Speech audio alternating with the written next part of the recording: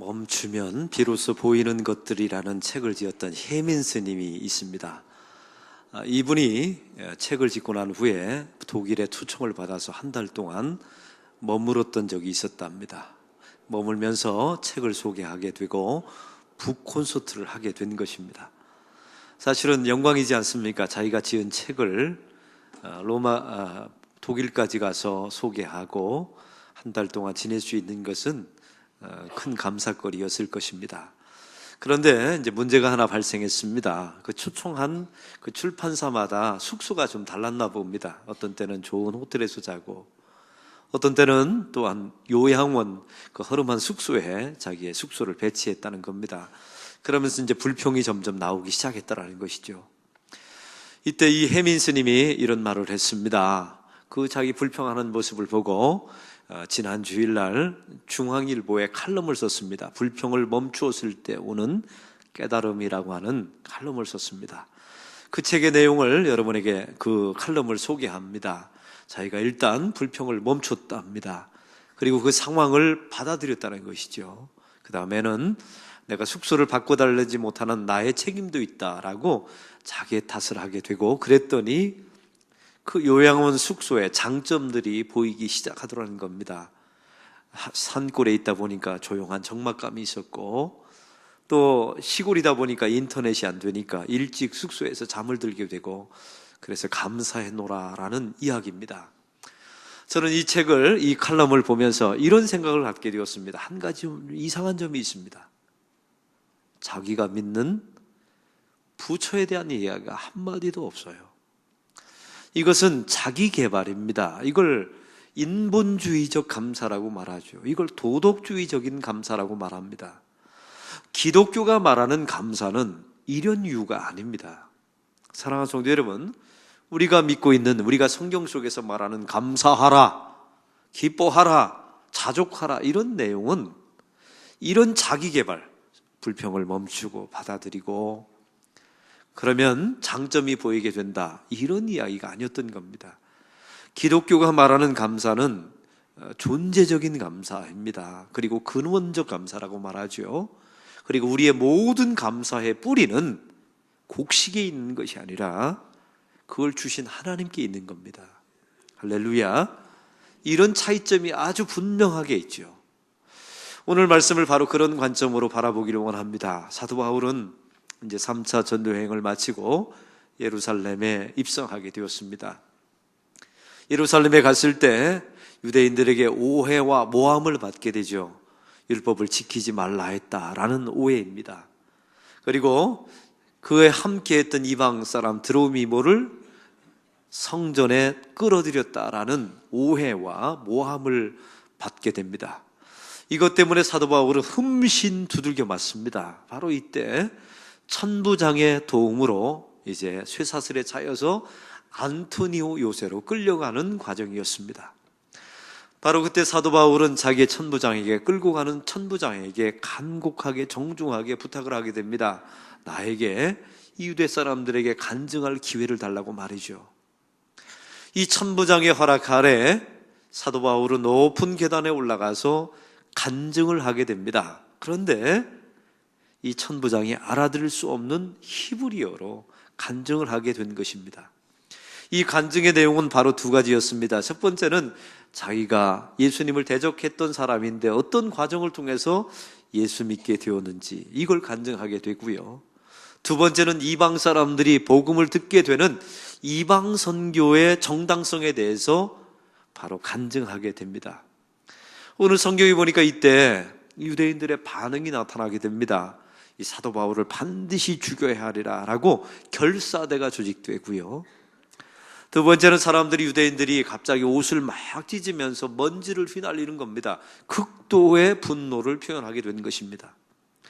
이때 가장 당황한 사람은 바로 천부장이었습니다. 자기가 간증하는 것을 허락했거든요.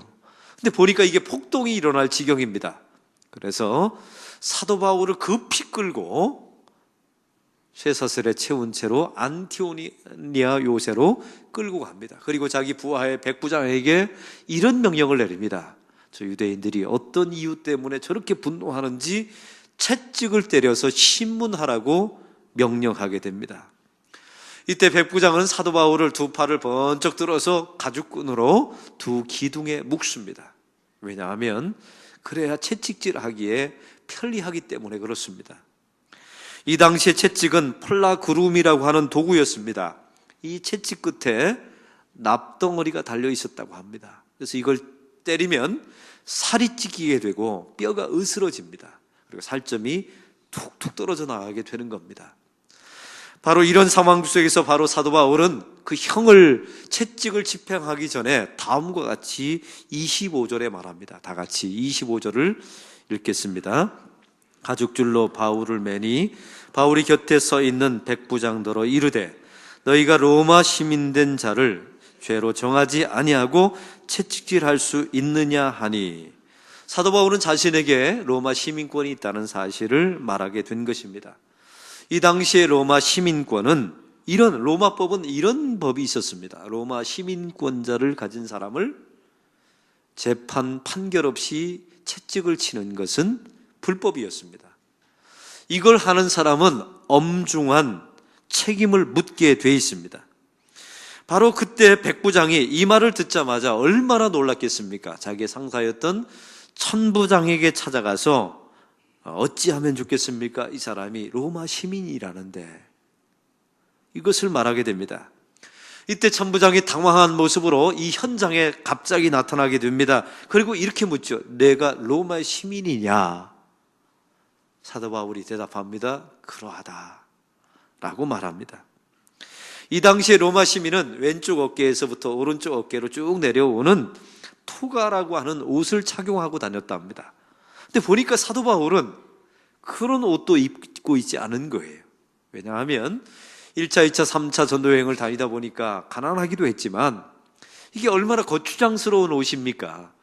로마 시민권자임에도 불구하고 토가를 입지 않고 있단 말이죠. 그리고 이 당시에 주민등록증처럼 보일 수 있는 신분증이 없었습니다. 로마 시민권을 확인하려면 이 사도 바울이 태어난 다소라고 하는 지역에 가서 관공서에 가서 확인할 수밖에 없었어요. 이런 상황이 벌어지게 된 겁니다. 이 당시에 그래서 함부로 로마 시민권이 아닌데 시민권자라고 말하면 사형 언도를 내렸다는 겁니다. 이게 엄청난 범죄에 해당되는 것이죠. 근데 사도 바울은 로마 시민권을 가지고 있었기 때문에 당연하게 어떤 표징도 없었지만 나는 로마 시민권자다라고 말했고, 천부장이 그걸 믿어주었다는 것입니다. 이때 천부장이 오늘 말씀에 28절에 이렇게 말합니다. 28절 다 같이 읽겠습니다.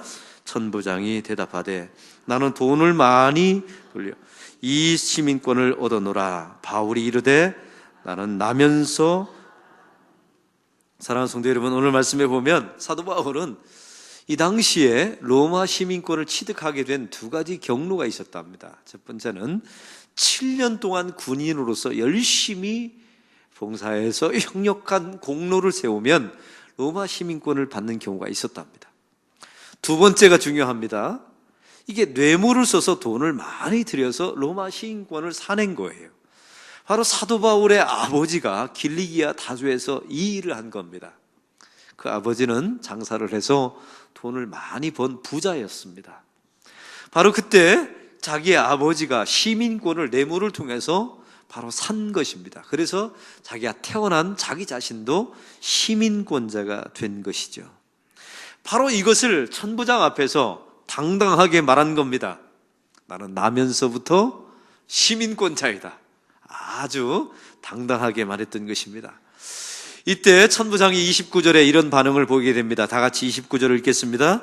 신문하려던 사람들이 곧 그에게서 물러가고 천부장도 그가 로마 시민인 줄 알고 또 그 결박한 것 때문에 두려워하니라. 신문했던 사람들이 두려워서 도망갔습니다.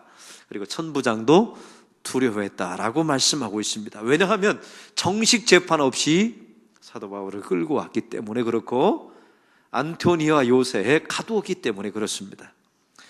사랑하는 성도 여러분, 오늘 말씀을 통해서 우리는 사도 바울에게 로마 시민권은 무엇이었겠습니까? 사도 바울은 예수님을 만나기 전에 로마 시민권은 자기 자신에게 자랑거리였습니다. 그리고 자기 인생의 목적이었죠.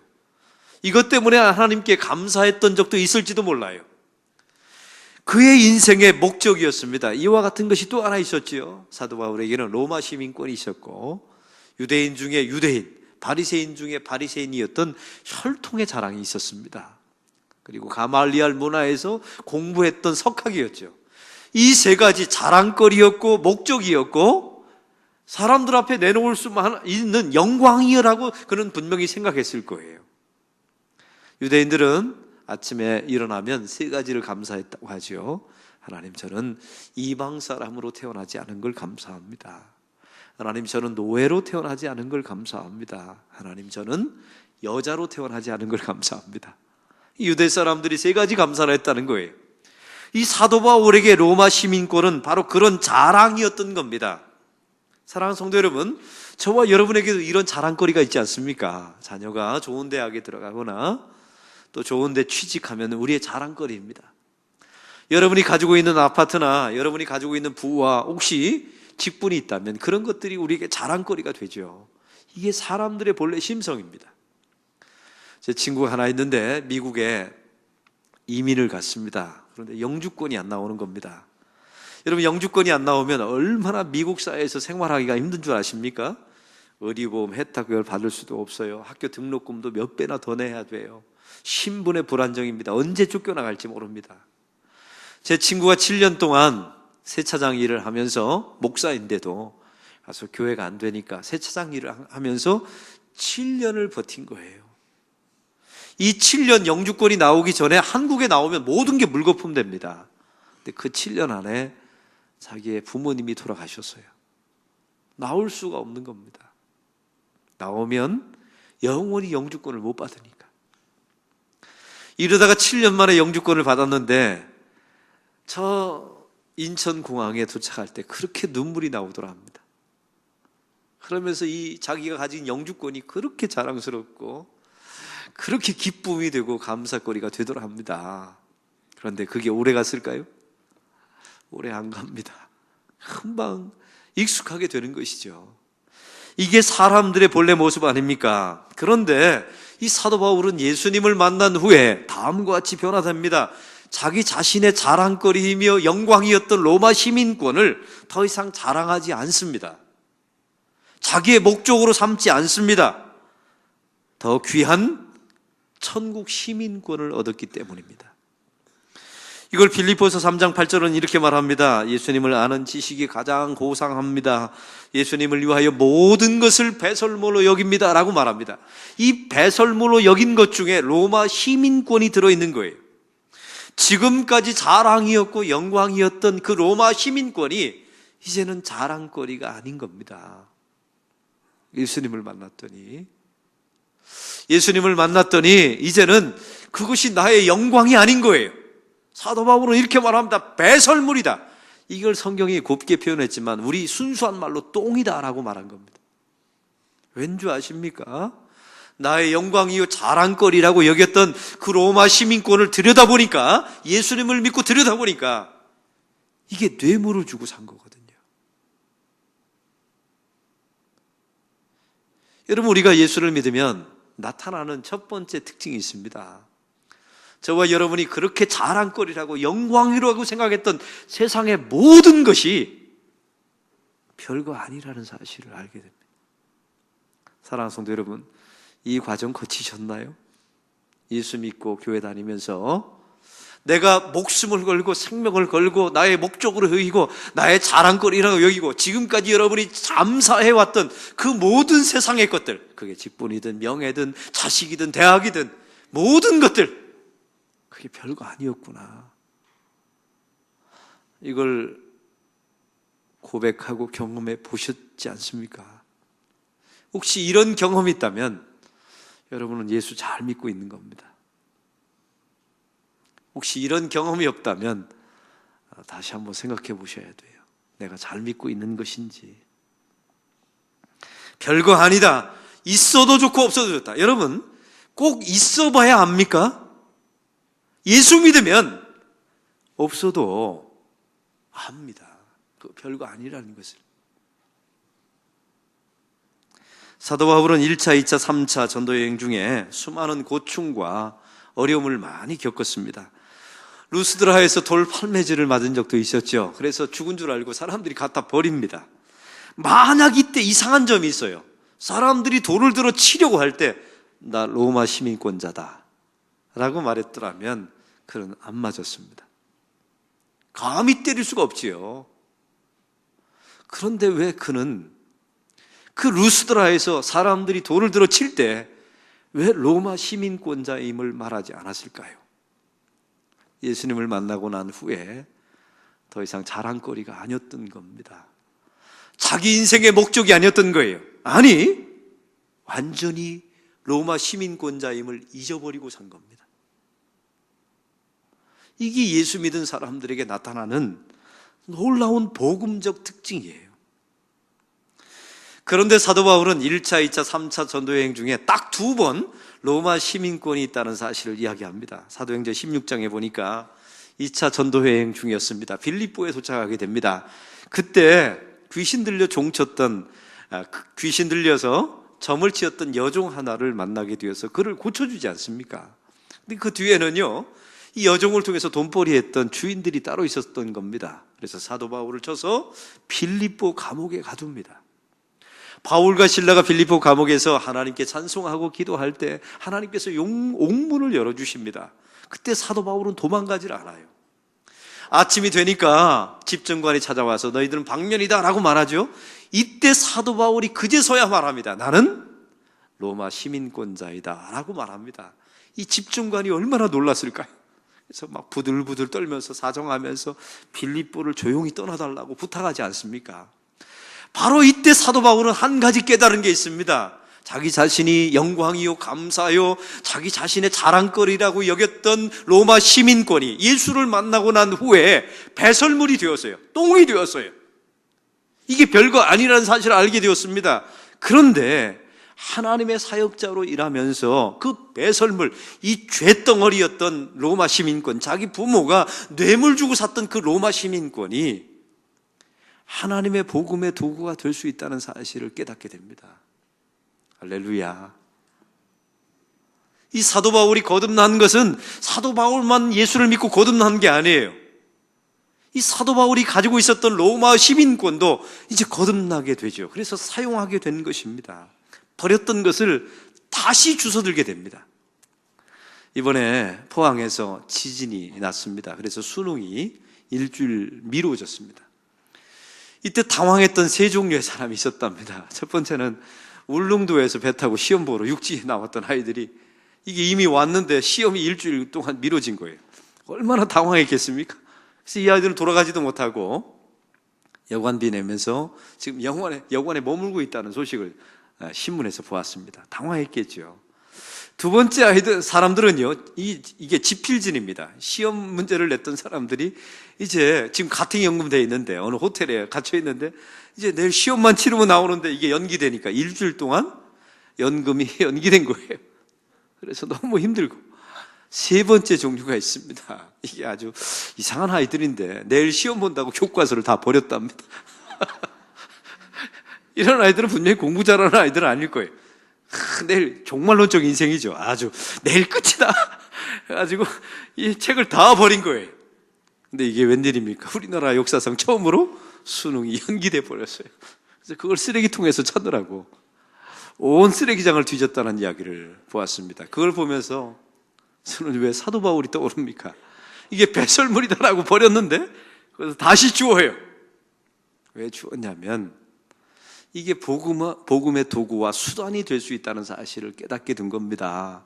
사랑하는 성도 여러분, 성도만 거듭나는 게 아니에요. 저와 여러분이 거듭나면 여러분이 영광으로 생각했던 것이 배설물로 보이고 그 배설물로 보였던 것들이 하나님의 사용할 수 있는 도구가 될 수 있다는 것을 깨닫게 해주십니다. 바울은 결국 로마 시민권 때문에 어떻게 됩니까? 결사대가 조직되지 않습니까? 이 사도 바울을 죽이기 전까지는 잠자지도 않고 먹지도 않으려 할 것이다 라는 결사대가 유대인들이 조직되지 않습니까? 얼마나 위험한 상태였겠어요. 그런데 가장 막강한 로마 군대가 사도 바울을 보디가드 해줍니다. 이게 로마 시민권을 이용한 거죠. 두 번째는 이제 사도 바울은 로마 복음화를 꿈꾸고 있는데 로마로 갈 방법이 없었어요. 그럴 때 나는 로마 시민권자이기 때문에 로마에서 재판받게 해달라고 말합니다. 놀라운 사실은 이 당시에 배를 타고 로마로 가려면 배싹이 어마어마했었어요. 근데 사도 바울은 공짜로, 비록 죄수의 신분이지만 공짜로 로마까지 가게 됩니다. 사랑하는 성도 여러분, 그 배설물처럼 여겼던 로마 시민권이 얼마나 귀하게 쓰여진 바 됩니까? 이게 하나님의 역사입니다.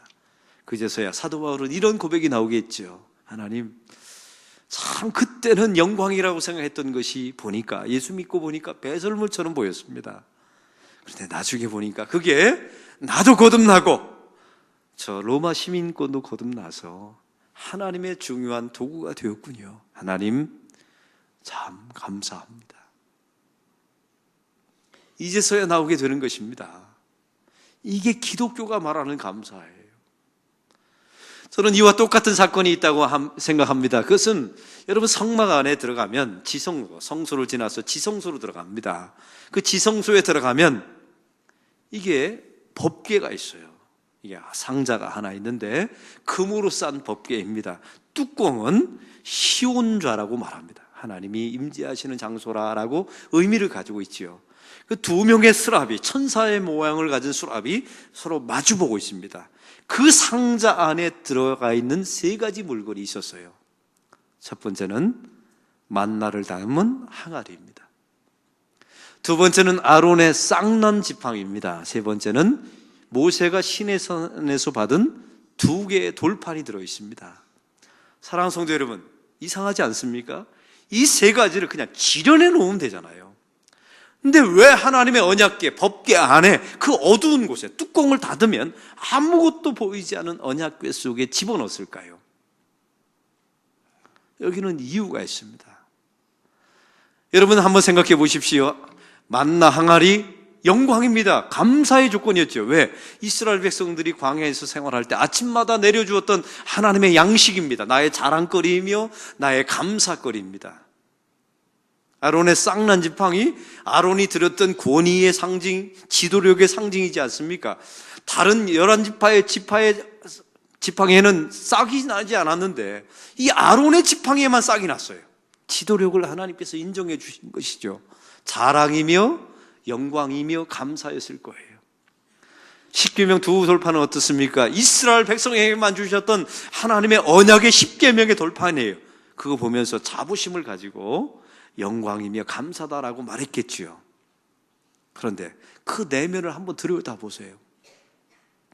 우리의 감사거리이며 영광이며 우리의 자랑거리라고 생각했던 만나, 항아리, 아론의 쌍난 지팡이, 십계명 2돌판을 들여다보세요. 깊이 들여다보면 그 안에 이게 죄악이 보입니다. 배설물들이 보여요.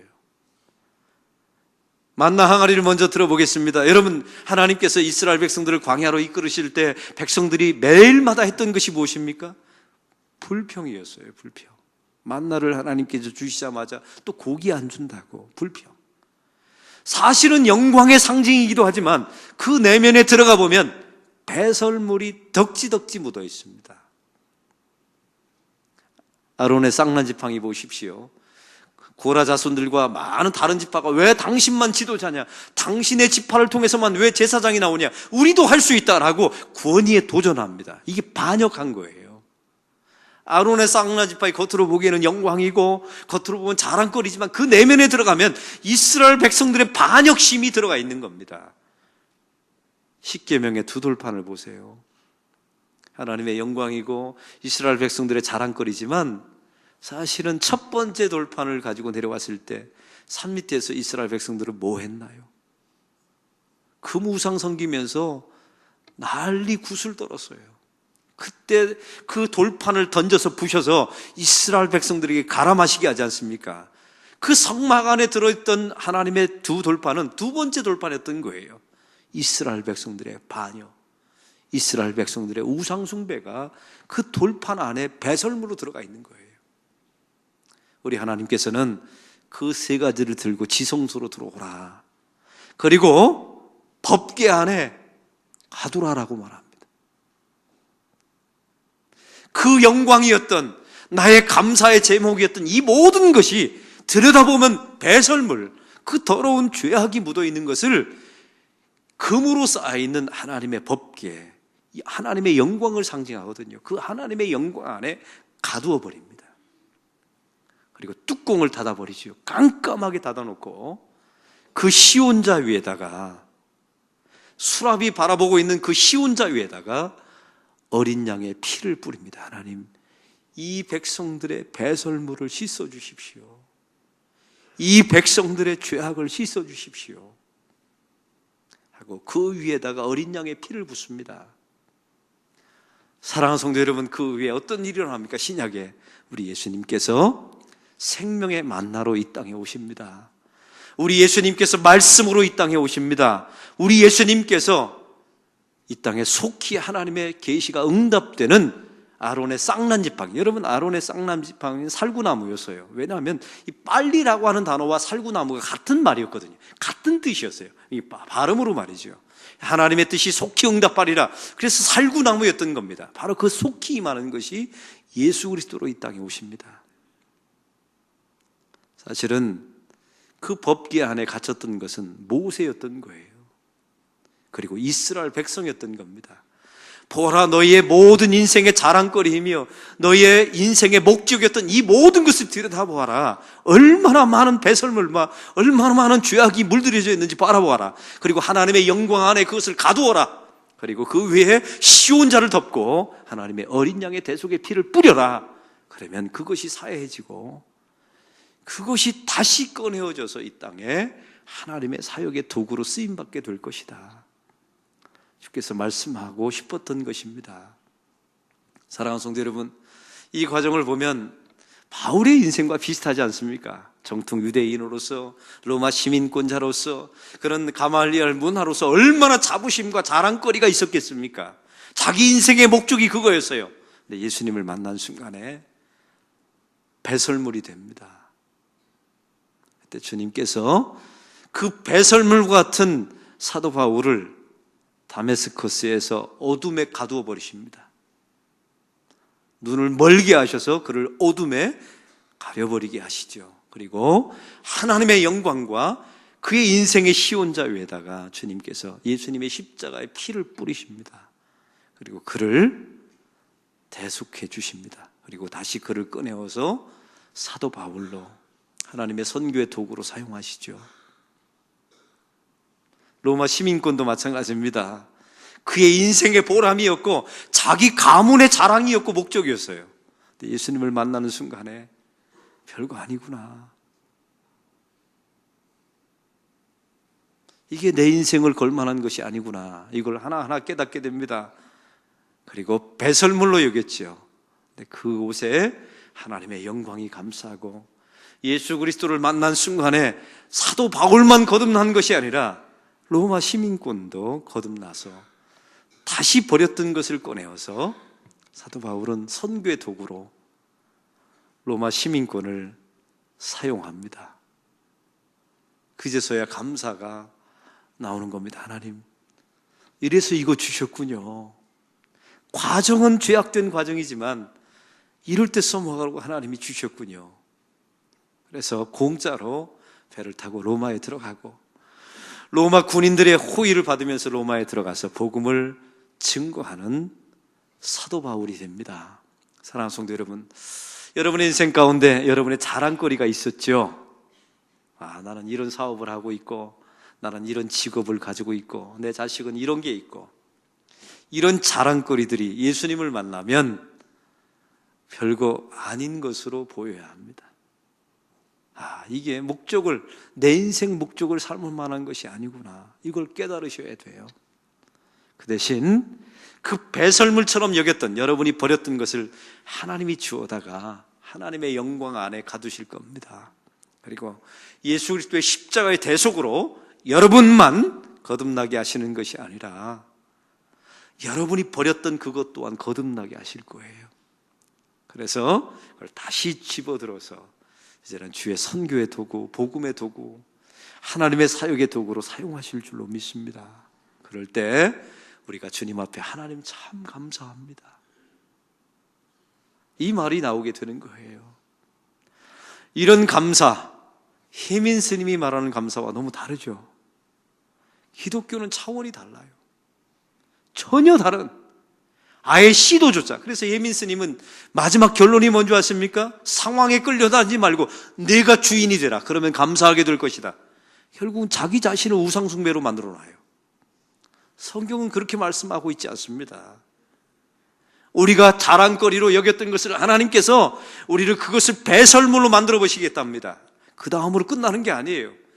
하나님의 영광 안에 가두어 놓고 하나님의 대속 안에 그것을 거듭나게 하셔서 하나님께서 그것을 가장 중요한 여러분의 사역의 도구로 만드시겠답니다. 기대하십시오. 그리고 그것을 놓고 하나님 참 감사합니다, 이렇게 고백하게 되는 성도의 삶이 될 줄로 믿습니다. 이런 추수감사절, 깊은 감사, 뿌리가 깊은 이 하나님으로 인한 이런 감사가 있는 절기가 되기를 소망합니다. 하나님 아버지, 오늘 말씀을 통하여 정말 불교와는 너무나 다른 방향과 목적과 결과조차 다른 이런 감사 이유를 말씀해 주신 것 감사합니다. 사도 바울에게 로마 시민권은 자랑거리였습니다. 목적이었습니다. 그런데 예수님을 만나고 보니까 별거 아니었습니다. 그래서 배설물로 버렸습니다. 그런데 주님께서 그것을 주워다가 하나님의 영광 안에 가두어 놓으시고 십자가의 시온자 위에다가 어린 양 예수의 피를 뿌려가면서 그것을 거듭나게 하셨습니다. 그때 그 로마 시민권은, 아니 갇혔던, 어둠에 갇혔던 사도 바울은 복음의 도구로 다시 쓰여지게 됩니다. 하나님, 우리 안에 이런 깊은 감사, 이런 근원적인 감사가 있게 하여 주시옵소서. 예수 그리스도의 이름으로 기도하옵나이다. 아멘.